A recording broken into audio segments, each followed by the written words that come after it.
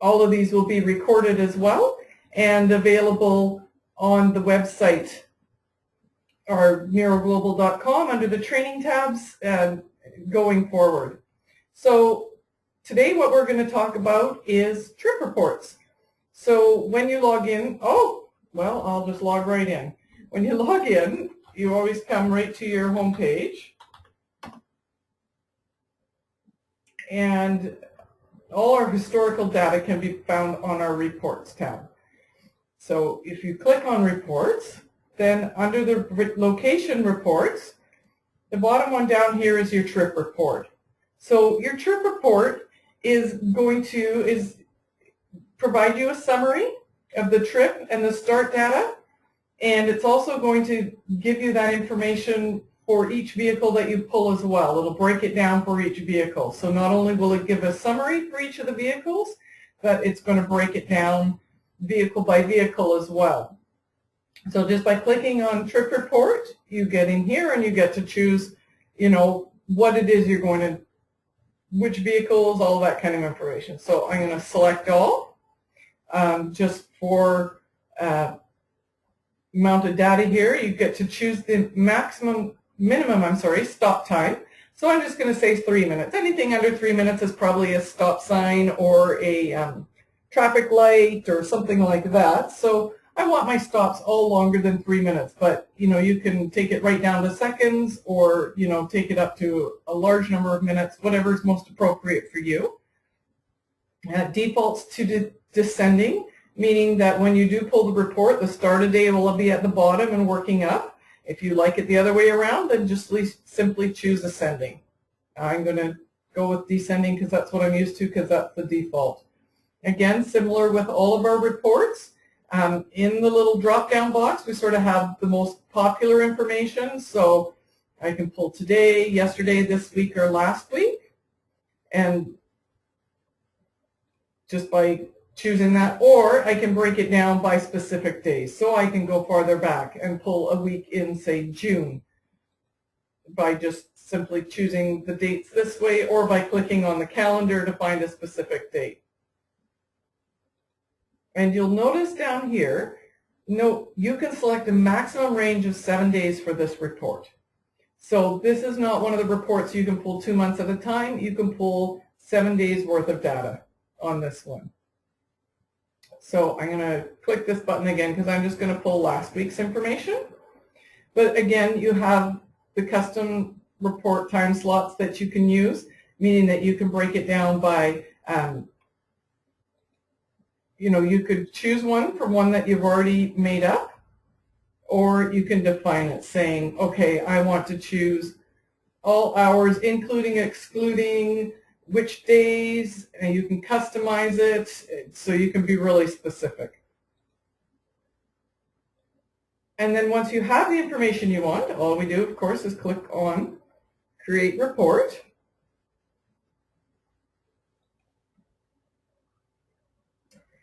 And then it'll pull up here a summary. So first thing we get, it's going to tell us, okay, this is the time period that you chose, so from July 2nd to the 6th, my minimum stop time and what order my report is in, just for remembering. So it's also going to tell us some notes down here for information. Now the 7100 model is a very old model. There are pretty much maybe 1 or 2 of our entire customers that have that. So, and you would know. So you wouldn't really worry about that. And then, so it gives you some details, and then it breaks it down for each vehicle. You can see that some of these are in blue, and when I put my mouse over top, it highlights, which again, consistent throughout the portal, means that there's a link there. These 4 our demos have absolutely no data from last week, so that's why they're black, because I can't drill down into more information. So the first start date, so we'll just look at this one here. The first time between this time that it started, July 3rd, 4:24 p.m., the last time it stopped, number of trips, so that's driving time, number of stops, the total distance it drove, the total amount of travel time, the total amount of stop time, and the maximum reported speed during that trip. Now this is where, if you just wanted the work days, instead of having the nights where the vehicle may be sitting, you can use those custom time reports so that you're just getting your work hours, say from 8 till 5 or whatever they are, so that you don't, including in the stop time, it wouldn't include all the overnight stops. So it breaks it. Each vehicle gives you all the details here. And then if I want to get more information, I can just click on whichever vehicle. So I'm going on my install, and it's going to now give me the summary up here, and it's going to give me all the details for this vehicle.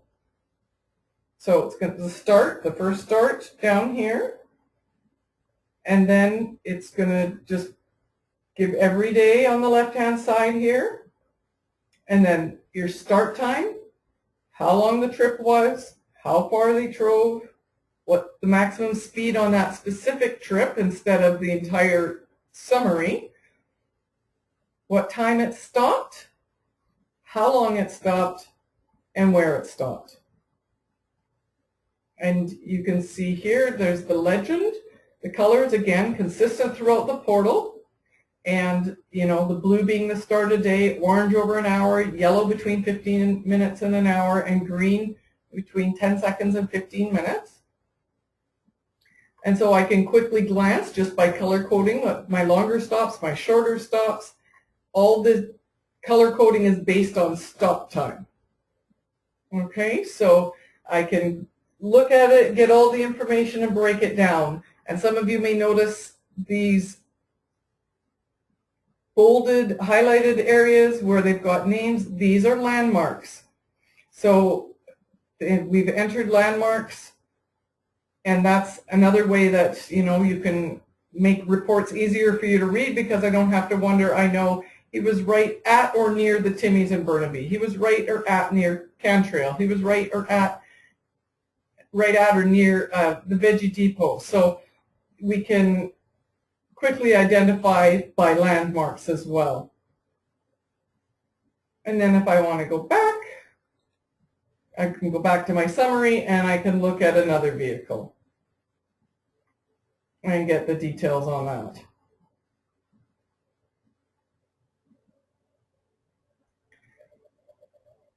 So that is your trip report. And so if you wanted to have like a week's worth of information when when did everyone first start, last stop, and be able to break it down more to get all that information, the total amount of distance, it gets us all in one report. And one fantastic thing about this report is that it is also available as a scheduled report. So you're able to go into your scheduled reports, create a scheduled report. I'm sure we have one because we do lots of demoing, but you can create a scheduled report, name it anything you want. Okay, make it an active, and then choose from here the trip report and which vehicles it applies to. Do you want it sent daily, or do you want it sent weekly? Do you want it sent in a PDF or CSV or Excel file? And then who you want it sent to, and simply save it. So what will happen with this is not only will you get the entire summary, but you will get every single vehicle that you've chosen. You will get all in that individual report for it as well. So you'll get that all in the email, not just the summary. So that's a fantastic way if you're going to look at this regularly, to either have it scheduled to be sent daily or weekly. It's also great information if you're going to do what we suggest is backing up your data with scheduled reports, but that's a fantastic one to use as well, because it gives you a lot of information on one report. So that's covering the trip reports, and like I said, we're going to try